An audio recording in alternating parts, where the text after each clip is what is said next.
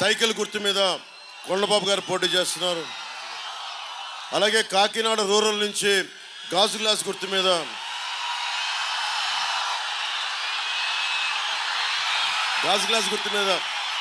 పంతం నానాజీ గారు పోటీ చేస్తున్నారు. వారందరినీ భారీ మెజారిటీతో గెలిపించండి. ధర్మందే విజయం, పొత్తుదే గెలుపు, కూటమిదే పీఠం, కూటమిదే పీఠం.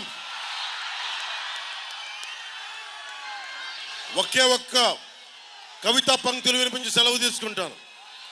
జగన్ చూసి భయపడ్డారు, వైసీపీ చంద్రశేఖర్ రెడ్డిని చూసి భయపడ్డారు, మాఫియా సామ్రాజ్యాన్ని చూసి భయపడ్డారు. మీకు గుండెలో ధైర్యాన్నిచ్చే ఒక కవిత చెప్తాను. రాహువు పట్టిన పట్టొక సెకండ్ అఖండమైన లోక బాంధవుడు అసలే లేకుండా పోతారా? మూర్ఖుడు గడియారంలో ముళ్ళు కదలని కంటే ధరాగమనం అంతటితో తల కింద అయిపోతుందా? కుటిలాత్మల కూటమికి ఒక త్రుటి కాలం చేయమొస్తే విశ్వ సృష్టి పరిణామం విచ్ఛిన్నం అవుతుందా? ధనుజు లోకమేకంగా దారి కడ్డంగా నిల్చుంటే నరజాతి ప్రస్థానం పరిసమాప్తం అవుతుందా? వైసీపీ రాహువులాగా 5 సంవత్సరాలు పట్టింది, తొలగిపోతుంది.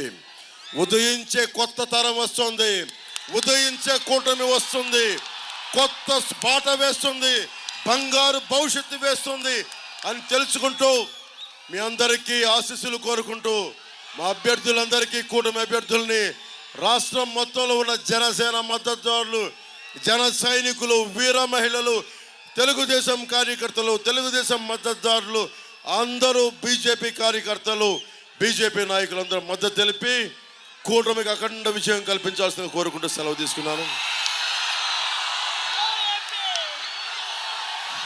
Hello AP, hello AP, hello AP, hello AP, hello AP. Bye bye, bye bye, bye bye.